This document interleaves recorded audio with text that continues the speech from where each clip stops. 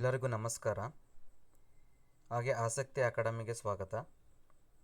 So ಇವತ್ತು ನಾವು most expected questions d and f block elements ಚಾಪ್ಟರಿಂದ ನೋಡೋಣ.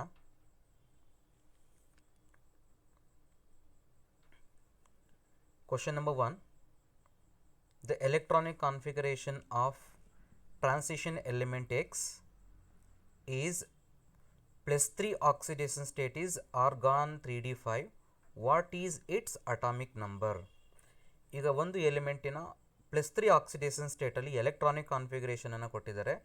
ಸೊ ನಾವು ಈಗ ಏನು ಫೈಂಡ್ ಔಟ್ ಮಾಡಬೇಕು ಅಂತಂದರೆ ಅಟಾಮಿಕ್ ನಂಬರನ್ನು ಫೈಂಡ್ ಔಟ್ ಮಾಡಬೇಕು ನಾವೀಗ. ಸೊ ಅಟಾಮಿಕ್ ನಂಬರನ್ನು ಫೈಂಡ್ ಔಟ್ ಮಾಡ್ಬೇಕಾದ್ರೆ ಏನು ಮಾಡಬೇಕು ಅಂತಂದರೆ, ಸೊ ನಾವು ಏನು ಮಾಡೋಣ, ಏನು 3 ಎಲೆಕ್ಟ್ರಾನ್ಸನ್ನು ರಿಮೂವ್ ಮಾಡಿದ್ದೀವಿ ಆಕ್ಸಿಡೇಷನ್ ಸ್ಟೇಟಲ್ಲಿ ಅದನ್ನು ರಿವರ್ಸ್ ಮಾಡೋಣ. ಸೊ ರಿವರ್ಸ್ ಮಾಡಿದ್ದಾದಮೇಲೆ ನಮಗೆ ಏನು ಟೋಟಲ್ ನಂಬರ್ ಆಫ್ ಎಲೆಕ್ಟ್ರಾನ್ಸ್ ಬರುತ್ತೆ, so that is it self atomic number.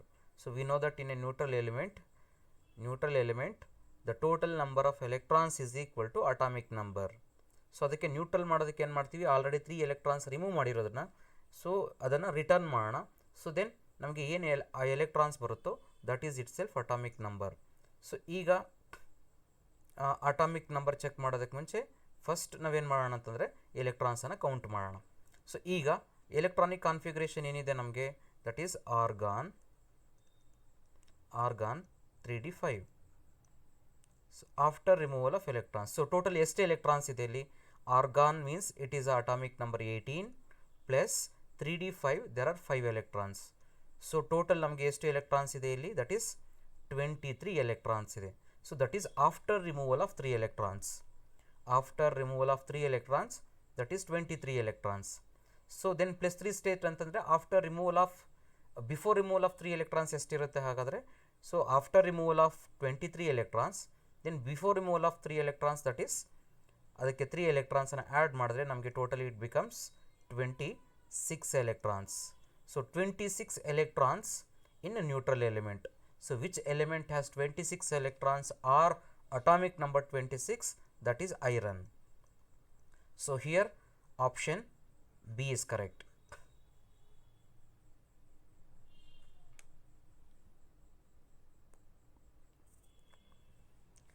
Next, question number 2. The transition metals exhibit higher enthalpies of atomization due to. So usually now transition elements bandre, they will show higher enthalpy of atomization. So how much enthalpy change occurs for separate into atoms, we call it as enthalpy of atomization. So ನೀವು separate ಮಾಡಬೇಕು ಅಂತಂದರೆ ನಮಗೆ major factor ಯಾವುದು ಬರುತ್ತೆ ಅಂತಂದರೆ, that is a strength of atomic interaction. So between the atoms if the interaction is strong, for example ಈಗ ನಾನು iron ಅಂತ ತೊಗೊಂಡಾಗ, so between iron, so if the interaction is strong, then enthalpy of atomization is more. ಯಾಕೆ ಅಂತಂದರೆ ಇದನ್ನು atoms ಆಗಿ ನಾವು convert ಮಾಡಬೇಕು ಅಂತಂದರೆ we need to break these atomic interactions. So ಇದನ್ನು ಬ್ರೇಕ್ ಮಾಡಬೇಕು ಅಂತಂದರೆ ಎನರ್ಜಿ ಇಸ್ ರಿಕ್ವೈರ್ಡ್. ಸೊ ಹಾಗಾದರೆ ಈ ಇಂಟರಾಕ್ಷನ್ ವೀಕ್ ಇತ್ತು ಅಂತಂದರೆ then we require less energy. So if interactions are strong, then it is required more energy. So enthalpy of atomization is more. So ಈಗ ಆ enthalpy of atomization ಅಥವಾ strength of intermoleculars decide ಆಗೋದು ಯಾವುದ್ರ ಮೇಲೆ ಅಂತಂದರೆ, usually presence of number of unpaired electrons. So single electrons ಇರುತ್ತಲ್ಲ electronic ಕಾನ್ಫಿಗರೇಷನಲ್ಲಿ unpaired electrons, that will decide. As we get more number of unpaired electrons, strength of interatomic interaction is strong, then enthalpy of atomization is also more. So number of unpaired electrons, so usually enthalpy of atomization is indirectly directed to the unpaired electrons. If you increase the number of unpaired electrons, strength, interatomic strength increases, interatomic interaction is strong, then if the interatomic interaction is strong, then enthalpy of atomization is also more. So enthalpy of atomization usually it's indirectly related to the number of unpaired electrons. So the transition metals exhibits higher enthalpies of atomization, that is due to strong interatomic interactions arises because of having large number of unpaired electrons in their atoms. So option D is correct. Next question number 3. Transition elements exhibits variable valencies because they release electrons from the following orbits. ನಮಗೆ ಗೊತ್ತಿದೆ transition elements compared to other elements in the periodic table usually transition elements show variable oxidation state, variable valencies ಅಂತಂದರೆ different ಒಂದೇ element different oxidation states ಅಂತ ತೋರಿಸುತ್ತೆ. For example ಈಗ manganese ತೊಗೊಂಡ್ರೆ ನಮಗೆ manganese will show oxidation states from +2 to +7, +2, +3, +4, +5, +7 up to +7. It will show up to +7. So that property ಇರುವಂಥದ್ದು, ಆ property ಇರುವಂಥದ್ದು ಅದು ಟ್ರಾನ್ಸಿಷನ್ ಎಲಿಮೆಂಟ್ಸಿಗೆ ಮಾತ್ರನೇ that has that special kind of the property. So that is due to ಯಾಕೆ ಅದು variable oxidation state ಅಥವಾ ವೇಲೆನ್ಸೀಸನ್ನು ತೋರಿಸುತ್ತೆ. What will help for the variable of valencies, that is ಇಲ್ಲಿ ಬಂದಾಗ the release electrons from the following orbits ಅಂತ ಕೇಳ್ತಿದ್ದಾರೆ. So ಯಾವ ಆರ್ಬಿಟ್ಸಿಂದ ಎಲೆಕ್ಟ್ರಾನ್ಸ್ ರಿಲೀಸ್ ಆಗುತ್ತೆ, ನೀವು ಯೂಶಲಿ 2 ಆರ್ಬಿಟ್ಸಿಂದ electrons release agate. When you write the general electronic configuration for the d block element, that is n minus 1 d 1 to 10 ns 1 to 2. So this is the electronic configuration for the d block element. So here ns orbital as well as n minus d 1 orbital, the electrons will be released. Hence we get more number of oxidation state and we get variable oxidation states. So option C is correct. Option C is correct. N minus 1d and ns orbits releases electrons. Next question number 4. Which ion has maximum magnetic moment? So usually the magnetic moment formula is square root of n into n plus 2 Bohr magneton. N into n plus 2 Bohr magneton. So ಇಲ್ಲಿ n is nothing but number of unpaired electrons. Number of unpaired electrons means single electrons. How many single electrons will be present? Number of unpaired electrons. So if you substitute here, we get magnetic moment. Okay. So now ಇಲ್ಲಿ shortcut ಏನಪ್ಪ ಅಂತಂದರೆ ಸ್ವಲ್ಪ simple ಆಗಿ ಅರ್ಥ ಮಾಡ್ಕೋಬೇಕು ಅಂತಂದರೆ usually shortcut ಆಗಿ apply ಮಾಡಬೇಕು ಅಂತಂದರೆ ಯೂಶಲಿ ಸ್ವಲ್ಪ ಶಾರ್ಟ್ಕಟ್ ಅಪ್ಲೈ ಮಾಡಿದ್ರೆ ನಿಮಗೆ ಫಾಸ್ಟಾಗಿ ಆನ್ಸರ್ ಸಿಗುತ್ತೆ. So if I check the atomic number in the +2 state electronic configuration check ಮಾಡೋಣ.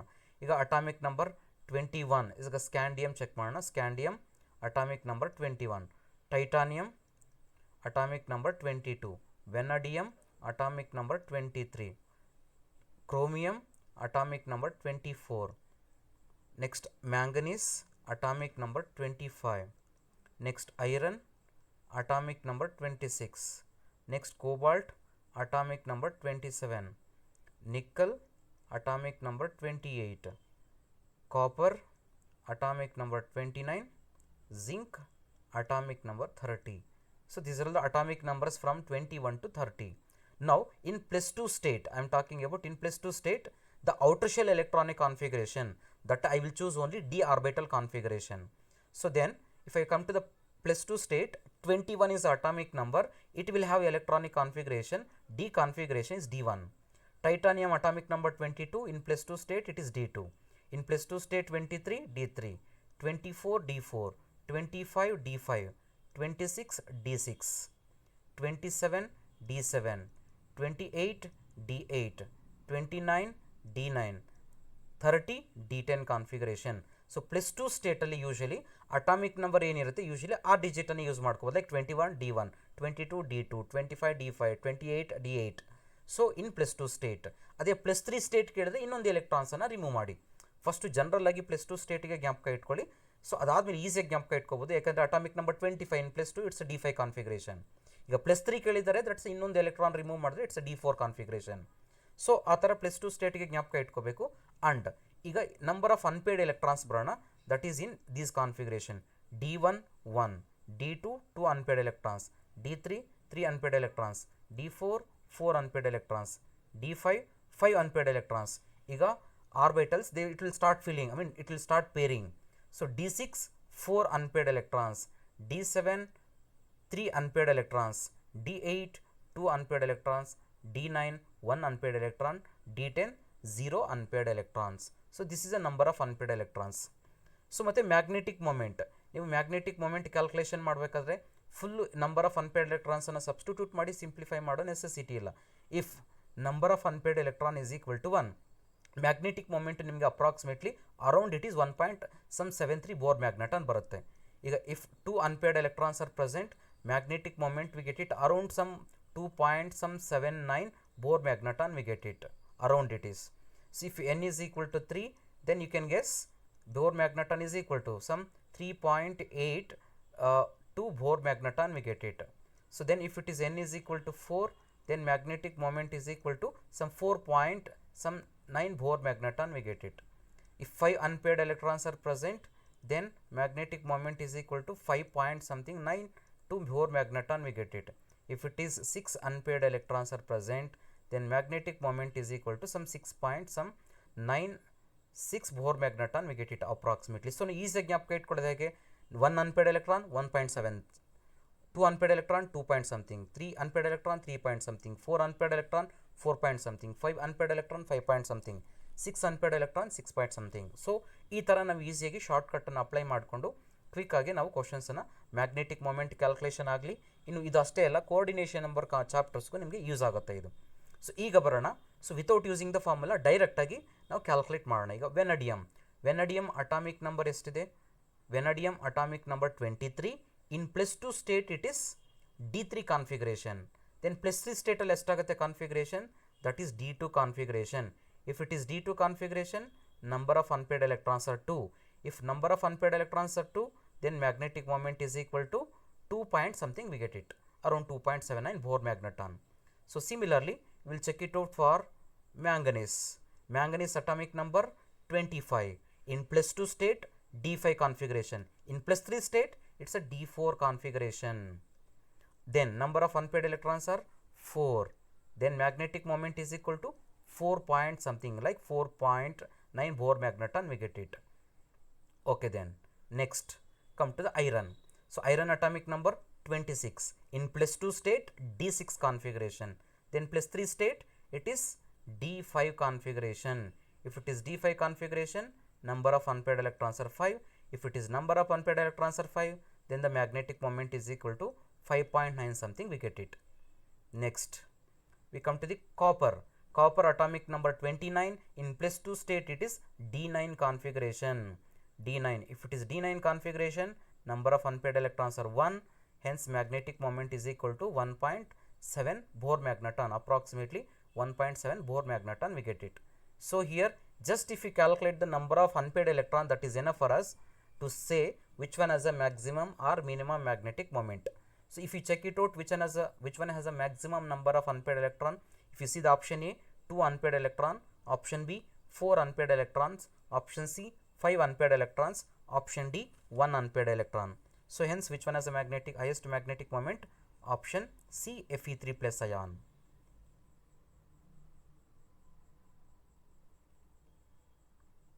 Next question number 5. Which ion is not colored? So color ಮತ್ತೆ colorless. ಇಲ್ಲಿ ಒಂದು ಪಾಯಿಂಟ್ ಬಂದಾಗ color, why transition elements show color? That is due to presence of unpaired electrons. They show color due to presence of unpaired d electrons. So due to presence of unpaired d electrons, so these show color. And if these unpaired electrons are present, then it will show dd transition. So from the d orbital to another d orbital, there will be transition, and which absorbs some sort of energy. Electron will go to the excited level of d orbital, then it will emit while again unstable state, which is excited state is unstable state. So then it has to come back to the ground state. While coming back to the ground state, it will emit the radiation in visible region. So hence we get it colors. Visible region is nothing but it is color region. So there we get colors. Okay, that is due to dd transition. Now if I say in terms of the competitive, so usually D1 to D9 configurations are color. Next then D0 and D10 configurations are colorless. So now check it out, which one has D0, D10 or D1 to D9 configuration. Let us come to the chromium first. Chromium atomic number is 24. 24 means already I have told you in +2 state it is D4 configuration. Then +3 state it is D3 configuration. If it is D3 configuration, so it is color. Next, come to the another one, cobalt. Second one, cobalt 2 plus.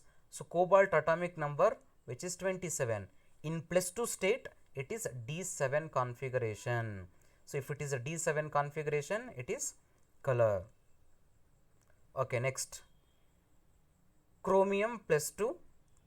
So whose atomic number is again it is 24, and if you see the electronic configuration, chromium 24 in +2 state it is D4 configuration. So that is also colored. Okay, next, if you come to the last one, that is copper +1. Copper +1 atomic number 29 in +2 state it is a D9. Here not +2, +1. +1 means we need to add one more electron back to the copper, then it is a D10 configuration. So copper +1 has D10 configuration, so hence it is colorless. Colorless. So among these four, so which one is the colorless? Option D is correct, copper plus ion. Next, question number 6. In the first transition series, the highest boiling point and melting point. Usually the factor which responsible for boiling point and melting point is number of, again it's a strength of interatomic force. Again, strength of interatomic forces depends on the number of unpaired electrons. Number of unpaired electrons. So if you increase the number of unpaired electrons, strength of interatomic force will increase. If that strength of interatomic force increases, then boiling point or melting point also increases. So if we check it out, the number of unpaired electron, so we know that in the 3D series elements, so chromium has the highest number of unpaired electrons, that is equal to 6. So it has total 6 unpaired electrons, chromium. So hence it has the highest melting point and boiling point in the first transition series elements. Next, and if you come to the another, lowest boiling point and melting point, lowest boiling point and melting point, that is therefore actually mercury, because this one has the lowest number of unpaired electron and it is in the liquid state also. Next, question number 7. Which of the following is not condition for complex salt formation? Usually we know the transition elements are well known for complex compounds formation. So they form the complex compounds with the ligands. So that is there in the coordination compounds, and the reason for the complex compounds formation is it is a small size, that is correct, and high nuclear charge, that is also correct. Availability of the vacant d orbitals, that is also correct, but variable oxidation state, which is not correct, which is not the condition required for complex salt formation.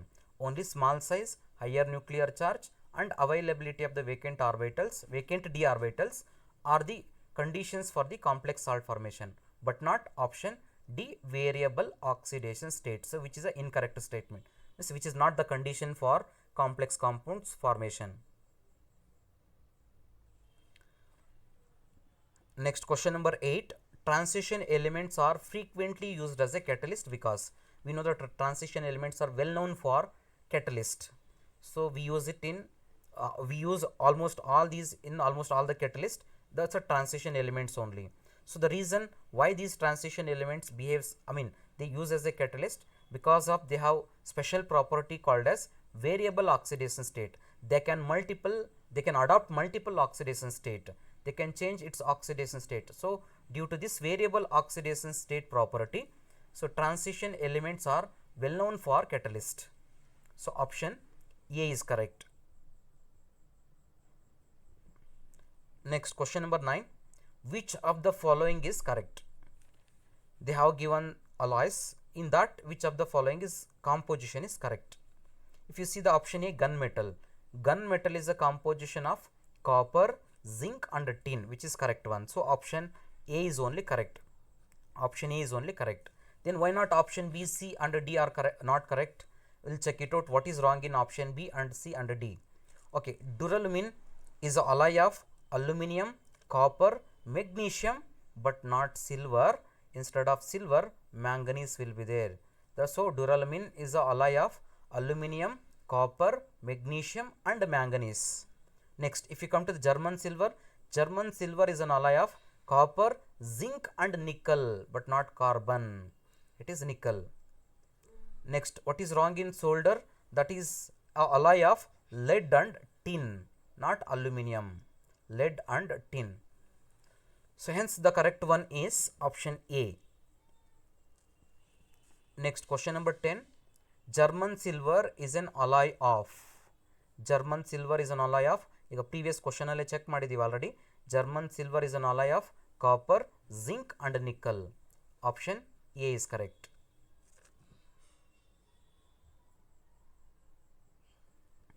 Next, question number 11. Which of the following will have standard oxidation potential less than standard hydrogen electrode? SHE means standard hydrogen electrode. So now ಇಲ್ಲಿ question ಏನಪ್ಪ ಅಂತಂದರೆ standard oxidation potential ಅಂತ question ಕೇಳಿರೋದಿಲ್ಲಿ. So ಅದು ಮೈಂಡಲ್ಲಿರಲಿ, ಯಾಕಂತ ನೀವು electrochemistry ಚಾಪ್ಟ್ರಲ್ಲಿ ಚೆಕ್ ಮಾಡಿದ್ರೆ usually that they have given the table electrochemical ಸೀರೀಸನ್ನು ಕೊಟ್ಟಿದ್ದಾರೆ. ಆ ಎಲೆಕ್ಟ್ರೋಕೆಮಿಕಲ್ ಸೀರೀಸಲ್ಲಿ ನಮಗೆ ಸಿಗೋದು ಕಂಪ್ಲೀಟ್ ಆಗಿ reduction potentials, standard reduction potentials. So ಇಲ್ಲಿ ಕಾನ್ಸೆಪ್ಟ್ ಏನಪ್ಪ ಅಂದರೆ ಸ್ಟ್ಯಾಂಡರ್ಡ್ ಆಕ್ಸಿಡೇಷನ್ ಪೊಟೆನ್ಷಿಯಲ್. ಸೊ ಅಲ್ಲಿ ನಾವು ಏನು ವ್ಯಾಲ್ಯೂ ತೊಗೊಂಡಿರ್ತೀವಿ ಎಲೆಕ್ಟ್ರೋಕೆಮಿಸ್ಟ್ರಿನಲ್ಲಿ ಯೂಶಲಿ ಅದರ ರಿವರ್ಸ್ ಮೈನಸ್ ಸೈನನ್ನು ತೊಗೋಬೇಕು, ಅದರ ಮೈನಸ್ ಮಾಡಬೇಕು, ಮೈನಸ್ಸಿಂದ ಮಲ್ಟಿಪ್ಲೈ ಮಾಡಬೇಕು, then it will be standard oxidation potential. So zinc ಬನ್ನಿ, ನಾವು usually reduction standard reduction potential of zinc ಎಷ್ಟಿದೆ? It's minus 0.76 volt. So but oxidation standard oxidation potential of the zinc is 0. It's a positive value 0.76 volt. Next ಕಾಪರಿಗೆ ಬರೋಣ. ಕಾಪರ್ದು reduction potential standard reduction potential is 0.34.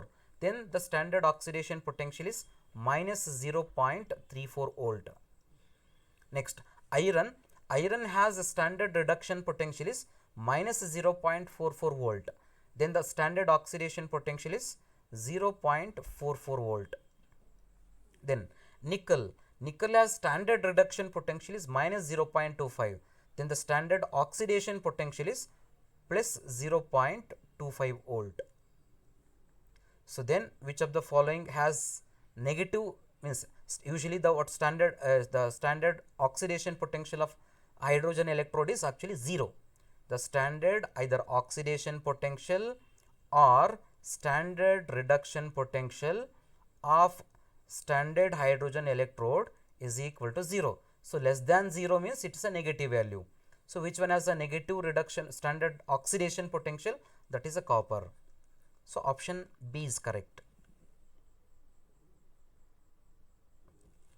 Next, question number 12. Which of the following factors may be regarded as the main cause of lanthanide contraction? So there will be a steady decrease in the atomic size of the lanthanide series element from the left to right. So that is what we call it as a lanthanide contraction. So you know that the steady decrease in the atomic size of the lanthanides, that is actually due to poor shielding of one of F electron by the another in the subshell. So option A is correct. So we know that it's a shielding effect of the orbitals. S orbital has more shielding effect. S orbital has more shielding effect than P orbital, than D orbital, than F orbital. So D orbital and F orbitals have the poor shielding effect. In that F has extreme poor shielding effect, means that will not protect outer electrons tightly. So if the F orbital is present in between the nucleus and the outer electrons, so this F orbital will not protect the outer electron properly. So that is what we call a poor shielding effect. If this doesn't protect the outer electrons properly, then atomic size decreases. That is what we call it as a lanthanide contraction. So since F orbital comes between the D and outer orbital, so this doesn't protect those outer orbitals properly, so then the atomic size decreases. So that is what exactly we call it as it is a lanthanide contraction. So option A is correct. Next, question number 13. Arrange these oxides in increasing order of oxidizing power.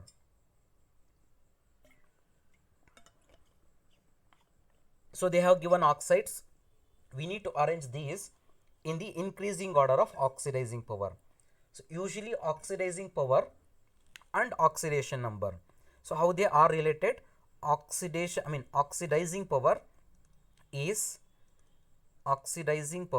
directly proportional to oxidation number. Oxidizing power is directly proportional to oxidation number. Then reducing power, which is inversely proportional to oxidation number. Reducing power, which is inversely proportional to oxidation number.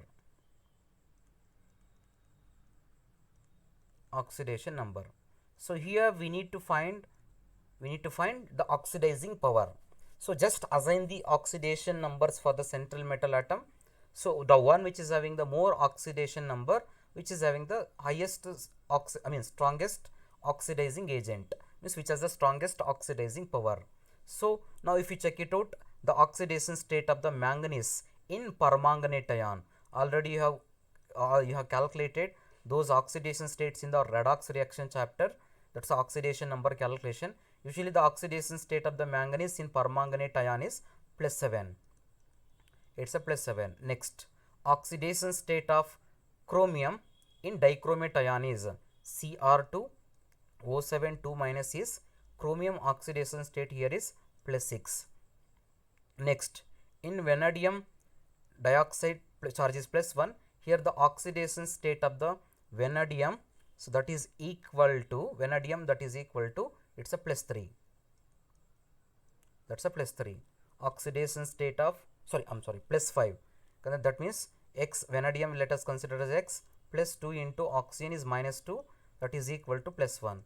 Then X -4 is equal to +1. Then X is equal to +5.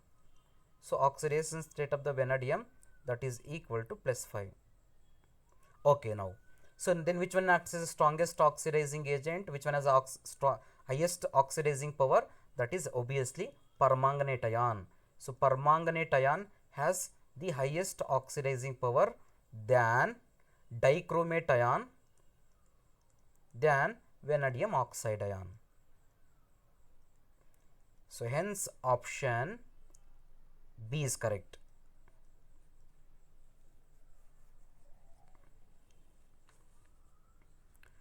Next, question number 14.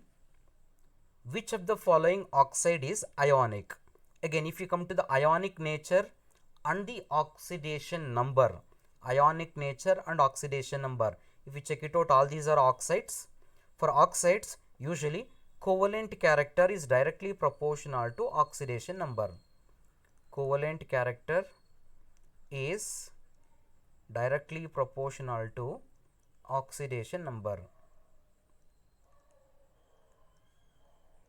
Then ionic character is inversely proportional to oxidation number. So then assign the oxidation numbers for all the elements which is given. Central element they have given for the oxides. Now we'll assign it for the one by one. MnO. In MnO, the oxidation state of the manganese is +2. Next, in Mn2O7. So in Mn2O7, the oxidation state of manganese, that is equal to +7. Next, in chromium trioxide CrO3, the oxidation state of the chromium is +6. Then P2O5, the oxidation state of the phosphorus is +5. Okay, then which one is which is ionic, means which is more ionic? So the one which is having lowest oxidation number. So which is having the lowest oxidation number, that is having the highest ionic character. That is having the highest ionic character. So which is having the lowest oxidation number, that is manganese oxide it is. So hence option A is correct. Next question number 15. Which oxide of manganese is amphiteric in nature? So again here also we can make acidity is directly proportional to oxidation number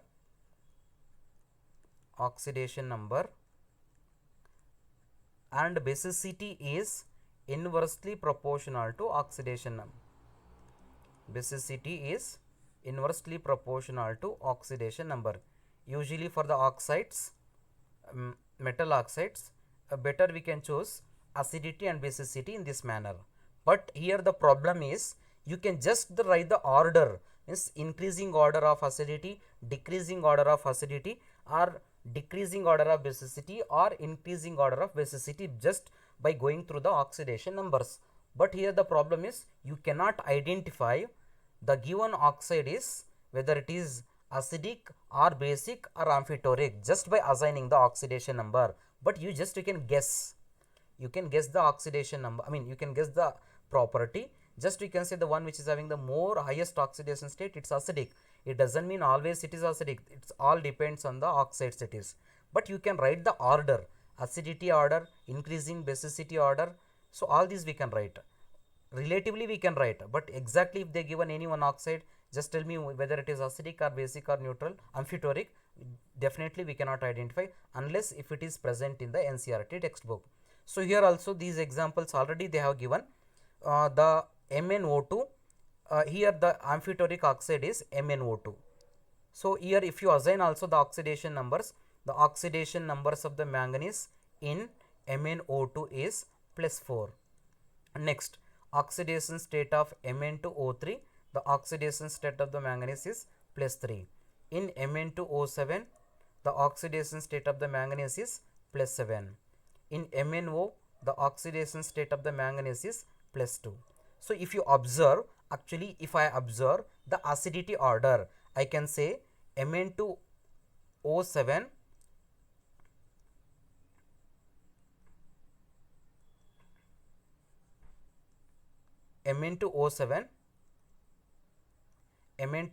has the highest acidic character here.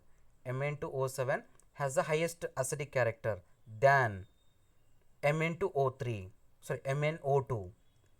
than Mn2O3, than MnO. So this is the acidity order of the oxides. But I cannot say Mn2O7 whether it is acid, MnO2 is basic or amphiteric. That we cannot predict it. Approximately we can say, that's what I said, it's you can say guess.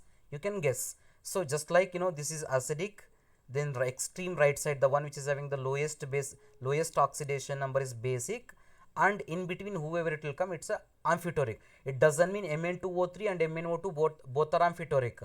But that's what I said, you cannot say direct exactly. So this is acidic, this is basic, and this is just you can say approximate. You can say the order, means increasing order or decreasing order. Relatively we can say, but we cannot say exactly this is acidic or basic or amphiteric. So in NCERT textbook already they have given MnO2 is actually amphiteric oxide. And Mn2O3 is basic oxide.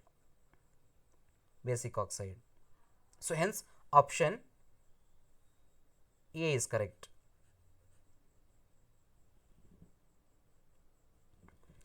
Next, question number 16. Which one of the following ions exhibits DD transition and paramagnetic as well as? Okay. So now DD transition, paramagnetic. It should exhibit both DD transition and paramagnetism. If I will come to the first one, permanganate ion, MnO4 minus. So now we will check it out DD transition. When the DD transition will be exist, when D1 to D9 configuration is present, then DD transition is possible. When D1 to D9 configuration is present, then DD transition is possible. So let us check it out the oxidation number and the number electronic configuration. So here manganese is in +7 oxidation state. If the manganese is in +7 oxidation state, then what's the electronic configuration? We get a D configuration. It's a D0 configuration. So if the D0 configuration is present, then no DD transition, no DD transition. And moreover, you can check it out the magnetic property also. Since it is a D0 configuration, this is diamagnetic, no unpaired electrons, so hence it is a diamagnetic. Come to the next one, option B, dichromate ion Cr2O7 2-. Chromium is in what oxidation state? +6 oxidation state. Then chromium in +6 oxidation state, what's the electronic configuration? It's a D configuration is 0. Again, once again, it's a no DD transition, no DD transition, and it is also a diamagnetic. And remember these, once again I'll come back to that. Okay, next, chromate ion CrO4 2-. The oxidation state chromate ion, so the oxidation state of the chromium is again +6. Then again it has D0 configuration, again no DD transition, no DD transition, and it is also diamagnetic, since it doesn't contain any unpaired electrons, so it is also diamagnetic. Next, come to the last one. It is manganate ion MnO4 2-. Manganate ion, the oxidation state of the manganese is +6. If the oxidation state of the manganese is +6, then the electronic configuration is D1 configuration. If it is D1 configuration, then it will have what? DD transition will be present. If DD transition is present, then fine, then it will be colored. And moreover, come to the D1 configuration. D1 means it has one unpaired electron, so hence it is paramagnetic. And come to the now point is color. See, even if you check it out, even though permanganate ion has D0 configuration, no DD transition, but still it is a color. Similarly, dichromate also, it has a D0 configuration, no DD transition, but still it has color. And dichromate ion, it has D0 configuration, still it is a color, but not a DD transition. All these, the color not due to DD transition, that is due to the property we call it as charge transfer. That is what we call it as LMCT. Even though permanganate ion, dichromate ion, chromate ion, all these have D0 configuration, but still they exhibits color. That is due to ligand to metal charge transfer, but not due to DD transition. So hence, if you check it out the options, which one exhibits DD transition and as well as paramagnetics, that is option D is correct, manganate ion.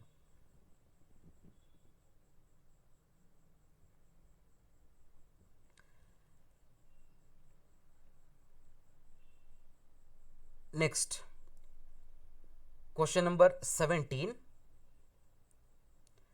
Potassium permanganate acts as an oxidant in a neutral, alkaline as well as in acidic medium. The final product obtained from it in the three conditions are respectively. Of course, potassium permanganate, which is a strong oxidizing agent and which acts as oxidizing agent in all the mediums like acidic medium, basic medium as well as a neutral medium. So then the permanganate ion will be converted into which ion? So now ಈಗ permanganate ion ಅನ್ನು acidic ಅಥವಾ basic ಅಥವಾ neutral medium ಅಲ್ಲಿ accident ಆಗಿ use ಮಾಡಿದ್ರೆ, oxidising agent ಆಗಿ use ಮಾಡಿದ್ರೆ ಅದು ಯಾವ ಅಯಾನ್ ಆಗಿ ಕನ್ವರ್ಟ್ ಆಗುತ್ತೆ ಅನ್ನೋದು ಕ್ವಶನ್ ಇಲ್ಲಿ. So then if you check it out, first one will go for the acidic medium. So if it is acidic medium, okay, we'll go for directly for the neutral which is given in the question, neutral medium. In neutral medium, permanganate ion MnO4- ion which will be converted into MnO2, and here remember 3 electrons will be involved. How many electrons will be involved? 3 electrons will be involved. ಯಾಕೆ 3 involves will be involved ಅಂತ ಯಾಕೆ ಹೇಳಿದೆ explain ಮಾಡ್ತಿದ್ದೀನಿ ಅಂತಂದರೆ ಇದು ನಿಮಗೆ ಇನ್ನೊಂದು ಕ್ವಶನ್ಗೆ ಯೂಸ್ ಆಗುತ್ತೆ. So that is for equivalent weight ಕ್ಯಾಲ್ಕುಲೇಷನಲ್ಲಿ ಯೂಸ್ ಆಗುತ್ತೆ. ಸೊ ಅಲ್ಲಿ ನಮಗೆ molar mass divided by total number of moles of electrons involved ಕೇಳ್ತಾರೆ ಕ್ವಶನ್. ಸೊ ಅಲ್ಲಿ ನಮಗೆ ಇದು ಯೂಸ್ ಆಗುತ್ತೆ. So neutral medium. So next one ಯಾವುದಕ್ಕೆ ಬರೋಣ, alkaline medium. So if you come to the basic medium or alkaline medium, permanganate ion will be converted into, actually in the beginning it will be converted into manganate ion, and further it will be converted into again permanganate ion and manganese dioxide. So hence we consider manganese dioxide is the final one. Okay, next, and here how many moles of electrons are involved? Here 1 moles of electrons are involved here, 1 moles of electrons. Next come to the acidic medium. So in acidic medium permanganate ion gets converted into manganese ion, Mn plus 2. So here how many moles of electrons are involved? Actually 5 moles of electrons are involved, 5 moles of electrons are involved. So now number of moles of electrons are not required for this question, but it will be useful for your equivalent weight calculation. What's the formula for the equivalent weight calculation? Equivalent weight is equal to molar mass divided by, or molecular weight divided by n. N is nothing but total number of moles of electrons involved in the reaction.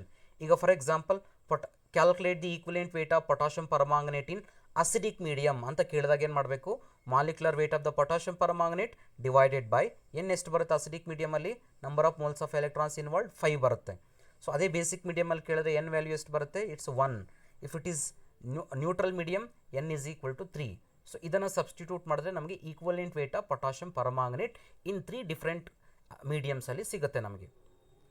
So ಅದಕ್ಕೆ ನಾನು ಈ ಪಾಯಿಂಟನ್ನು ಇಲ್ಲೇ add ಮಾಡಿದ್ದೀನಿ, ನಿಮಗೆ next use ಆಗಲಿ ಅಂತ ಅಂದ್ಬಿಟ್ಟು. Okay, then come to the question. ನಾವು potassium permanganate in neutral medium, alkaline medium and acidic medium, it will be obtained as MnO2 and Mn2 plus.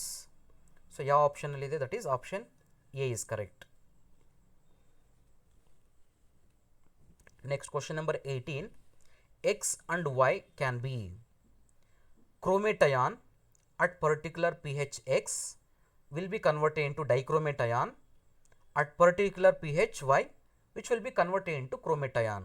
Actually ಇದು ಕ್ರೋಮೇಟು ಡೈಕ್ರೋಮೇಟು ಇಂಟರ್ಕನ್ವರ್ಟಬಲ್. ಹೆಂಗೆ ಇಂಟರ್ಕನ್ವರ್ಟ್ ಮಾಡ್ಬೋದು ಅಂತಂದರೆ by changing the pH. So pH ಅನ್ನು change ಮಾಡಿದ್ರೆ ಕ್ರೋಮೇಟು dichromate ಆಗುತ್ತೆ, ಡೈಕ್ರೋಮೇಟು chromate ಆಗಿ convert ಆಗುತ್ತೆ. ಸೊ ನಾವು ಯಾವ pH ಅಲ್ಲಿ ಕ್ರೋಮೇಟು ಡೈಕ್ರೋಮೇಟ್ ಆಗುತ್ತೆ ಅಥವಾ ಡೈಕ್ರೋಮೇಟು ಕ್ರೋಮೇಟ್ ಆಗಿ ಕನ್ವರ್ಟ್ ಆಗುತ್ತೆ ಅಂತಂದರೆ usually in acidic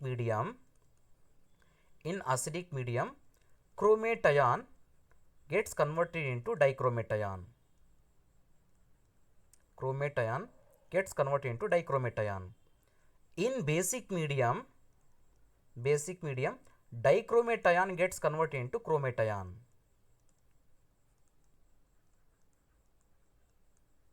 So this is what the conversion which takes place between the chromate ion and dichromate ion. In acidic medium chromate ion gets converted into dichromate ion. In basic medium dichromate ion gets converted into chromate ion.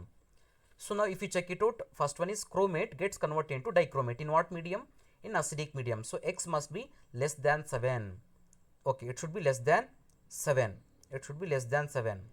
pH should be less than 7. Next, second one, Y. Dichromate ion gets converted into chromate. So their pH is greater than 7 in basic medium. So in which option we have? X must be less than 7. Second one must be more than 7. So that is option B is correct. Next, question number 19. Acidified solution of chromic acid on treatment with hydrogen peroxide yields. So this is a reaction between chromic acid and hydrogen peroxide. So ಏನು ಬರುತ್ತೆ reaction ಇದಕ್ಕೆ? If you write the reaction, K2Cr2O7 plus sulfuric acid. See, mixture of potassium dichromate and sulfuric acid together we call it as a chromic acid. Dichromate, potassium dichromate ಮತ್ತು sulphuric ಆ್ಯಸಿಡನ್ನು mix ಮಾಡಿದ್ರೆ ನಾವು ಅದಕ್ಕೆ ಕ್ರೋಮಿಕ್ acid ಅಂತ ಕರಿತೀವಿ. Plus we add hydrogen peroxide H2O2 which gives rise to potassium sulfate and 2 moles of chromium pentoxide plus 5 moles of water. So this is a reaction which takes place when we treat chromic acid with hydrogen peroxide. So ನಮಗೆ ಯಾವ products ಬರುತ್ತೆ ಹಾಗಾದರೆ ಇಲ್ಲಿ ಆಪ್ಷನ್ಸಲ್ಲಿ check ಮಾಡಿದ್ರೆ ನಿಮಗೆ, so that is option C is correct.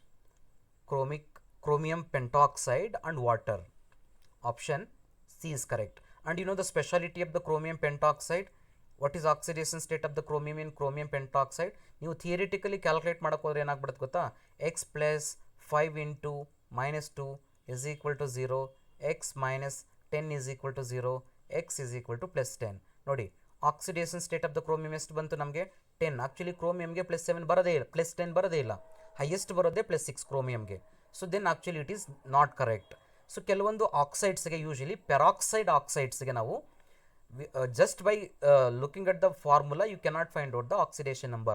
Usually peroxide type of the oxides, peroxides compounds ಏನು ಬರುತ್ತೆ ನಿಮಗೆ, ಜಸ್ಟ್ ನಾವು ಅಲ್ಲಿ ಮಾಲಿಕ್ಯುಲರ್ ಫಾರ್ಮುಲಾ ತಗೊಂಡು ಕ್ಯಾಲ್ಕುಲೇಷನ್ ಮಾಡಬಾರ್ದು. ಈವನ್ ನಿಮಗೆ ಆಕ್ಸೋ ಆಸಿಡ್ಸ್ ಆಫ್ ಸಲ್ಫರಲ್ಲೂ ಅದೇ ಥರನೇ ಪೆರಾಕ್ಸೈಡಲ್ಲೂ ಅದೇ ಥರ ಆಗುತ್ತೆ. ಸೊ ನೀವು ಸ್ಟ್ರಕ್ಚರನ್ನು ಬರೆದು then you have to find the oxidation number. So ನಿಮಗೆ ಕ್ರೋಮಿಯಂ ಪೆಂಟಾಕ್ಸೈಡ್ ಸ್ಟ್ರಕ್ಚರ್ಗೆ ಯಾವ ಸ್ಟ್ರಕ್ಚರ್ ಬರುತ್ತೆ ಅಂತಂದರೆ it is a butterfly structure. Chromium pentoxide has butterfly structure. So ಇಲ್ಲಿ ನೀವು ಆಕ್ಸಿಡೇಷನ್ ಸ್ಟೇಟನ್ನು ಅಸೈನ್ ಮಾಡಿದ್ರೆ, see this is a single ಬಾಂಡನ್ನು ಬ್ರೇಕ್ ಮಾಡಿದ್ರೆ ನಮ್ಗೆ ಏನು ಬರುತ್ತೆ, ನೆಗೆಟಿವ್ ಚಾರ್ಜ್. ಒಂದಕ್ಕೆ ನೆಗೆಟಿವ್ ಚಾರ್ಜ್ ಬರುತ್ತೆ, ಇನ್ನೊಂದಕ್ಕೆ ಪಾಸಿಟಿವ್ ಚಾರ್ಜ್ ಬರುತ್ತೆ. ಅದೇ ಡಬಲ್ ಬಾಂಡನ್ನು ಬ್ರೇಕ್ ಮಾಡಿದ್ರೆ, so the one which is more electronegative will get negative charge, the one which is less electronegative will get positive charge. ಈಗ ಕ್ರೋಮಿಯಂ ಮತ್ತು ಆಕ್ಸಿಜನ್ ಬಾಂಡನ್ನು ಬ್ರೇಕ್ ಮಾಡೋಣ, ಸಿಂಗಲ್ ಬಾಂಡ್. ಸೊ ಆಕ್ಸಿಜನ್ಗೆ negative charge ಬರುತ್ತೆ, ಕ್ರೋಮಿಯಂಗೆ positive charge ಬರುತ್ತೆ. ಅದೇ ಥರನೇ so there are total single bonds, ಅದನ್ನು ಎಲ್ಲ ಬ್ರೇಕ್ ಮಾಡಿದ್ರೆ ನಮಗೇನು ಬರುತ್ತೆ, so each time the chromium gets positive +1 charge and oxygen gets -1 charge. But now there is a double bond, chromium double bond oxygen. So there if you break, oxygen gets negative charge, -2 charge, chromium gets +2 charge. ಈಗ ಕ್ರೋಮಿಯಂಗೆ total ಚಾರ್ಜನ್ನು count ಮಾಡಿ. What's oxidation state V get it for the chromium, that is +6. +1 +1 +1 +1 +2 is equal to +6. So this is actually the oxidation state of the chromium. It is equal to +6 but not +10 for the chromium in chromium pentoxide. So for this question option C is only correct. Next question number 20. Highest oxidation state of manganese in fluoride is +4 but highest oxidation state in oxides is +7. Because so ನಾವು ಫ್ಲೂರಿನ್ಸನ್ನು ತೊಗೊಂಡಾಗ even though the fluorine is more electronegative, usually ನಮಗೆ highest oxidation ಸ್ಟೇಟ್ಸನ್ನು ತೋರಿಸ್ಬೇಕು ಅಂತಂದರೆ the opponent surrounded element must be more electronegative elements ಇರಬೇಕು. More electronegative elements ಇದ್ದರೆ then excitation of the electron will be very easy for us. If means that energy whatever the attraction which is form from the more electronegative element that releases energy, that energy will be compensated for the excitation of electron. So ಅದಕ್ಕೆ ನಾವು surrounding elements ನೀವು check ಮಾಡಿದ್ರೆ ಯಾವುದೇ ಒಂದು ಕಾಂಪೌಂಡ್ಸಲ್ಲಿ ಬರಬೇಕಂದ್ರೆ usually highly electronegative ಎಲಿಮೆಂಟೇ ಇರುತ್ತೆ. Like fluorine ಇರುತ್ತೆ, ಅಥವಾ ಆಕ್ಸಿಜನ್ ಇರುತ್ತೆ, ಅಥವಾ ಕ್ಲೋರಿನ್ ಇರುತ್ತೆ ಯೂಶಲಿ. ಸೊ ಅದರಲ್ಲಿ ನಮಗೆ ಜಾಸ್ತಿ ಸಿಗೋದು ಆಕ್ಸೈಡ್ಸ್, ಆಕ್ಸಿಜನ್ನೇ ಸಿಗುತ್ತೆ, ಈವನ್ ಫ್ಲೂರಿನೂ ಸಿಗುತ್ತೆ. But then as we come to the highest oxidation state of the fluoride, in that complex is +4 highest ಬರುತ್ತೆ ಫ್ಲೂರಿನ್ಗಾದರೆ. ಬಟ್ ಆಕ್ಸಿಜನ್ಗಾದರೆ +7 ಬರುತ್ತೆ. ಆದರೆ ಆ್ಯಕ್ಚುಲಿ ನಮಗೆ ಬರಬೇಕಾದ್ರೆ ಫ್ಲೂರಿನ್ಗೆ ಜಾಸ್ತಿ ಬರಬೇಕಾಗಿತ್ತು, ಯಾಕಂದರೆ ಫ್ಲೂರಿನ್ ಈಸ್ ಮೋರ್ ಎಲೆಕ್ಟ್ರೋನೆಗೆಟಿವ್ ಆಗಿರೋದ್ರಿಂದ that we are expecting more. But here extra additional point for oxygen is it will form the double bonds. So double ಬಾಂಡ್ಸನ್ನು ಫಾರ್ಮೇಷನ್ ಮಾಡೋದ್ರಿಂದ ಸೊ ನಮಗೆ ನಂಬರ್ ಆಫ್ ಆಕ್ಸಿಡೇಷನ್ ಸ್ಟೇಟ್ಸು ಈಸಿಯಾಗಿ, usually we know that oxidation state of the oxygen is -2. ಒಂದು oxygen attach ಆಗಿದೆ ಅಂತಂದರೆ ನಮಗೇನು ಬಂದುಬಿಡುತ್ತೆ, ಒಂದು ಸೆಂಟ್ರಲ್ ಮೆಟಲ್ ಆಟಮ್ಗೆ ನಮಗೆ +2 ಆ್ಯಡ್ ಆಗುತ್ತೆ. ಸೊ ಒಂದು ಆಕ್ಸಿಜನ್ ಬಂತು ಅಂದರೆ +2. ಬಟ್ ಅದೇ ಫ್ಲೂರಿನ್ಗಾದರೆ ಏನಾಗುತ್ತೆ ಅಂತಂದರೆ ನಾವು 2 ಫ್ಲೂರಿನ್ಸನ್ನು ಆ್ಯಡ್ ಮಾಡಿದ್ರೆ ಟೋಟಲ್ ನಮಗೆ ಇಲ್ಲಿ ಮ್ಯಾಂಗನೀಸ್ಗೆ +2 ಚಾರ್ಜ್ ಬರೋದು. ಸೊ ಹಾಗಾಗಿರೋದ್ರಿಂದ so oxygen double bond formation ಮಾಡೋ ಕೆಪಾಸಿಟಿ ಇರೋದ್ರಿಂದ so that will get more oxidation state. Hence option D is correct. In covalent compounds fluorine can form single bond only while oxygen forms double bond. So hence option D is correct. Next, question number 21. The electronic configuration of the copper 2 ion is 3d9, whereas that of copper plus 1 is 3d10. Which of the following is correct? Actually, in the aqueous medium. This is in aqueous medium. Aqueous medium. So, ನಿಮಗೆ ಇದು NCERT textbook ಅಲ್ಲಿ ಇದೆ. ಈ ಒಂದು copper plus has 3D configuration, 3D10. You know that 3D10 which is most stable configuration among the D, because D10 is completely filled orbitals. So, that is having more stable than half filled configuration, that's a D5 configuration, than partially filled. Partially filled ಅಂತಂದ್ರೆ D1, D2, D3, D4 and D6, D7, D8, D9. Those configurations we call it as a partially filled configuration. So, ಈ electronic configurations ಅಲ್ಲಿ ಬಂದಾಗ ನಮಗೆ completely filled is a D10 should be more stable than half filled than partially filled.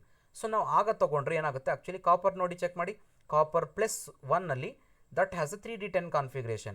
Copper plus 2 ನಲ್ಲಿ it has 3D9 configuration. So, then which must be more stable? Actually, we are expecting that's a copper 1 must be more stable than copper 2 plus. That is what we are expecting. But actually, practically, copper 2 plus is more stable than copper plus. Even though copper plus has 3D10 configuration, copper 2 plus is more stable. Reason ಏನಪ್ಪಾ ಅಂತಂದ್ರೆ that is due to high negative hydration enthalpy.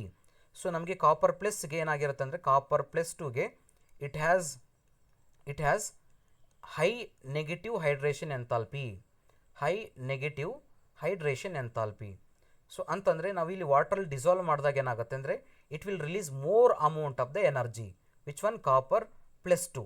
That energy will be compensated to remove the 10th electron. ಈಗ 3D10 configuration ಇಂದ 3D9 ಬರಬೇಕು ಅಂತಂದರೆ ಒಂದು electron remove ಮಾಡಬೇಕಲ್ವಾ. So ಆ ಎಲೆಕ್ಟ್ರಾನನ್ನು remove ಮಾಡೋದಕ್ಕೆ ಈ ಹೈಡ್ರೇಷನ್ ಎಂಥಾಲ್ಪಿ ಏನು ರಿಲೀಸ್ ಆಗುತ್ತೆ ಅದು ಯೂಟಿಲೈಸ್ ಆಗುತ್ತೆ. ಸೊ ಹಾಗಾಗಿರೋದ್ರಿಂದ so we get it Cu2 plus is more stable than Cu2 plus, Cu plus 1. So even though Cu plus has D10 configuration, Cu2 plus is more stable due to high negative hydration enthalpy of copper 2 plus ion. So option A is correct. Copper 2 plus is more stable. Next, question number 22. In acidic medium, potassium dichromate acts as an oxidant according to the equation. They have given equation. What is the equivalent weight of potassium dichromate? Agle ನಾನು ನಿಮಗೆ ಹೇಳಿದೆ how to calculate the equivalent weight. What's the formula for the calculation of the equivalent weight? Equivalent weight is equal to molecular weight divided by n. N is nothing but number of moles of electrons involved in the reaction. Number of moles of electrons, total number of moles of electrons involved in the reaction. So ಇಲ್ಲಿ what's the molecular weight of the potassium dichromate? They have taken as a M, capital M, divided by total number of moles of electrons involved in the reaction. You can check it out. That is plus 6 moles of electrons. Means what's the total number of electrons involved in the reaction? It's a 6 moles. Hence, equivalent weight of potassium dichromate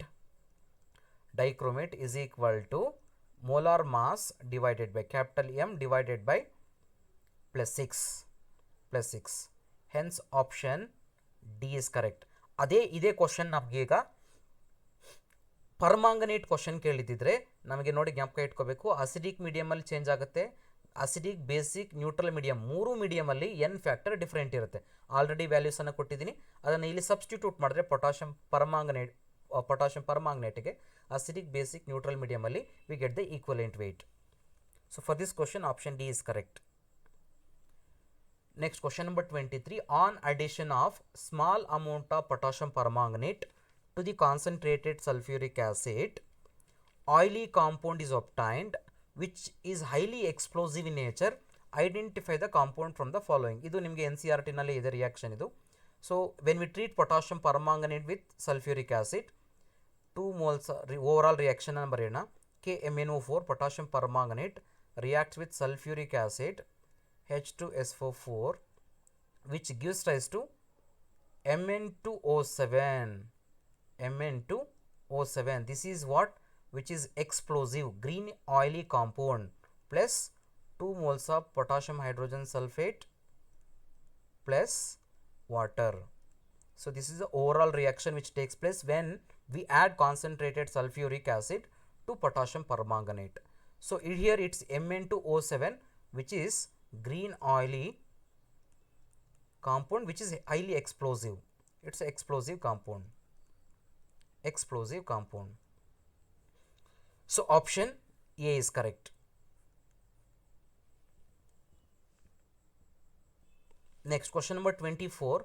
Potassium permanganate acts as an oxidizing agent in acidic medium. The number of moles of potassium permanganate that will be needed to react with 1 mole of sulfide ion is in acidic solution is.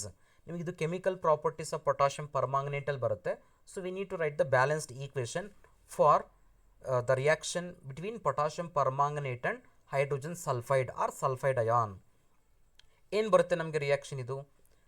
Reaction that's 2 moles of potassium permanganate KMnO4 reacts with 3 moles of sulfuric acid and 5 moles of hydrogen sulfide, which gives rise to potassium sulfate plus 2 moles of manganese sulfate plus 8 moles of water plus 5 moles of sulfur. So this is a balanced chemical equation for reaction between potassium permanganate and hydrogen sulfide. ಈಗ question ಏನಪ್ಪಾ ಅಂತಂದರೆ, how much potassium permanganate, how many moles of potassium permanganate is required for 1 mole of sulfide ion. ಈಗ ನೀವು ಈ question ಅಲ್ಲಿ check ಮಾಡಿ, to react with the 5 moles of hydrogen sulfide, how many moles of potassium permanganate is required? 2 moles of potassium permanganate. Coefficients ಅನ್ನು check ಮಾಡ್ಕೋಬಹುದು ನೀವು. So coefficient of the hydrogen sulfate is 5, means that indicates for the reaction of 5 moles of hydrogen sulfide, for the 5 moles of hydrogen sulfide, how many moles of potassium permanganate is required? 2 moles of potassium permanganate is required. Then for 1 mole of hydrogen sulfide, then how many moles of potassium permanganate is required? I will consider as x moles. X moles of potassium permanganate. So now we need to find out the x value. How do you calculate? Do the cross multiplication. If you do the cross multiplication, x is equal to 2 divided by 5 moles of potassium permanganate. So ಹಾಗಾದರೆ ಈಗ 5 moles of hydrogen sulfide ಗೆ ನಮಗೆ 2 moles of potassium permanganate ಬೇಕು. ಹಾಗಾದರೆ 1 mole of hydrogen sulfide react ಆಗೋದಕ್ಕೆ ನಮಗೆ ಎಷ್ಟು moles of potassium permanganate ಬೇಕು? 2/5 moles of potassium permanganate. Hence option A is correct. Next, question number 25. The extraction of nickel involves. So when we go for the extraction of the nickels by Mond's process ಅಂತ ಕರಿತೀವಿ, ಅದರಲ್ಲಿ purification technically use ಮಾಡ್ತೀವಿ, refining technically use ಮಾಡ್ತೀವಿ ಇದನ್ನು.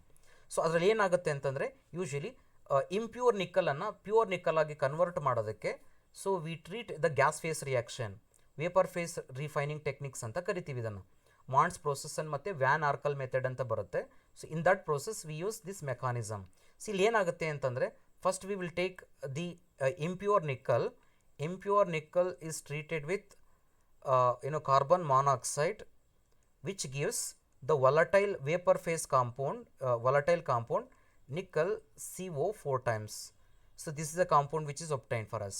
Then this complex further on decomposition, which gives pure nickel plus again 4 moles of carbon monoxide.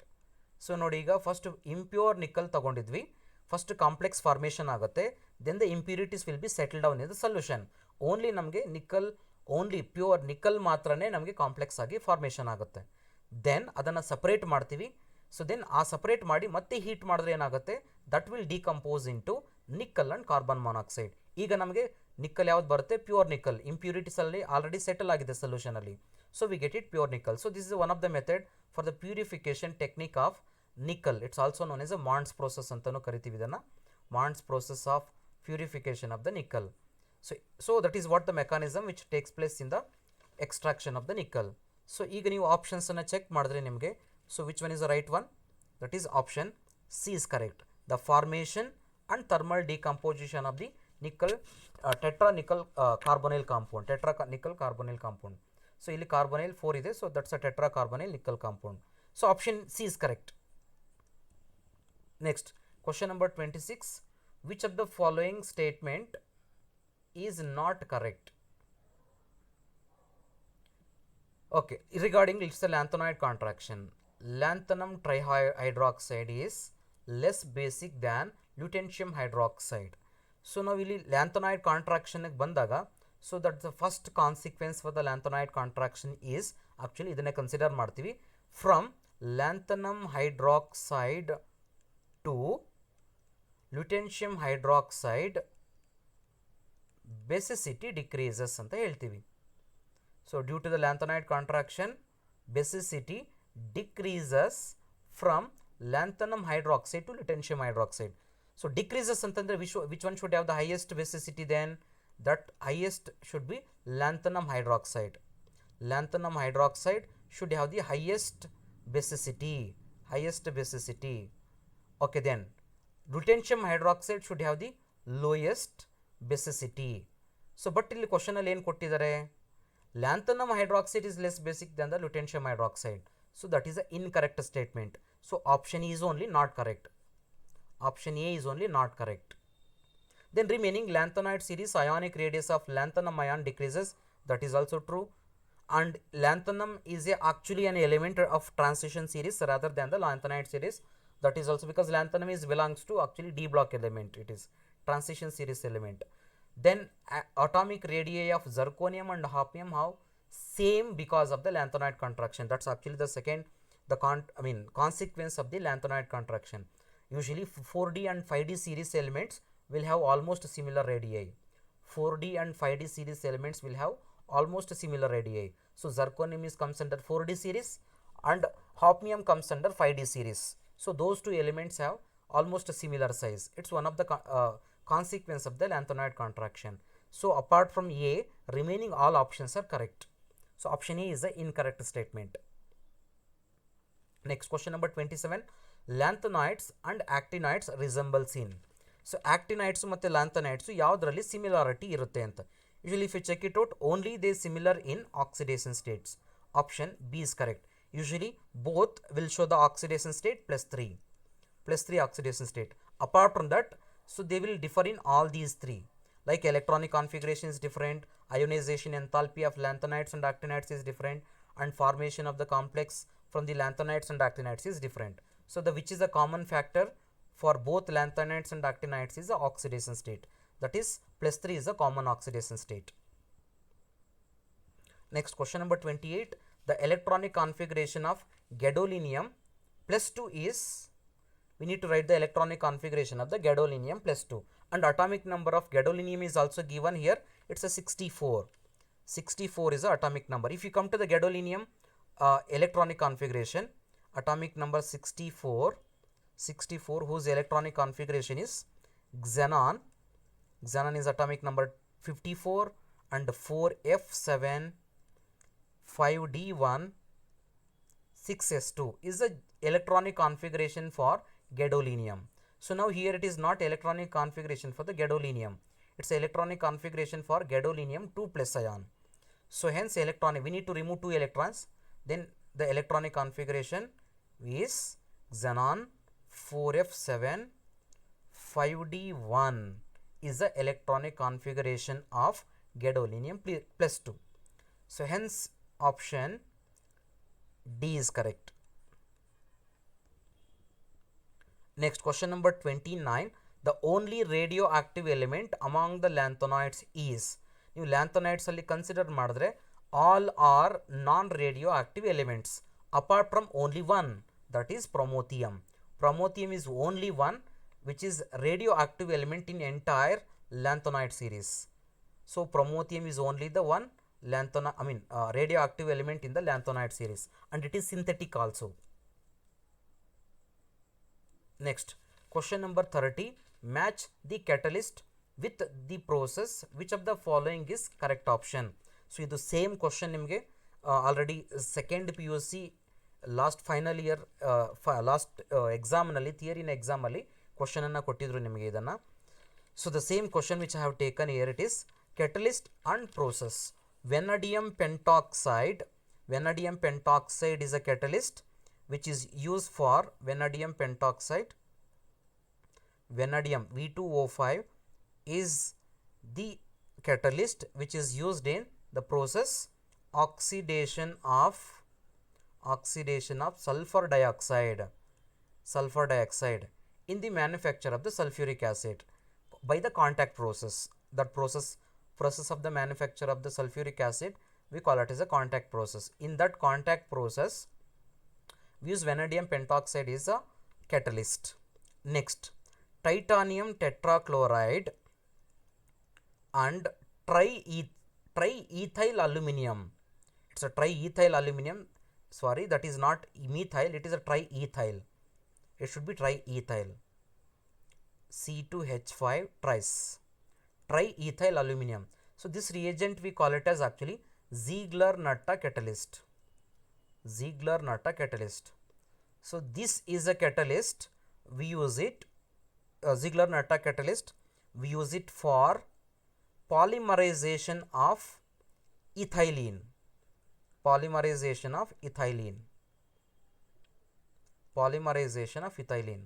So ನಮಗೆ polythene ಏನು ಬರುತ್ತೆ, ಇಥೈಲೀನ್ ಅಂದರೆ ಈಥೀನಿಂದ ಪಾಲಿಥೀನ್ ಪಾಲಿಮರೈಸೇಷನ್ ಏನು ಬರುತ್ತೆ ನಮಗೆ, ಅದರಲ್ಲಿ we use this one as a catalyst, polymerization of ethylene. Okay, next come to the palladium chloride which is used in the oxidation of ethane to ethanol.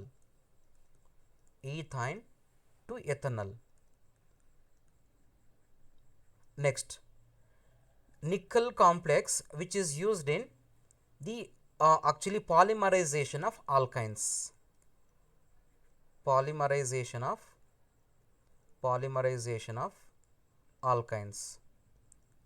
So hence if you check it out, the option A is correct. 1R 2S 3P 4Q. So option A is correct.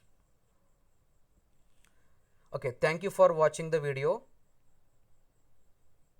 and we will see coordination chapter in the next session.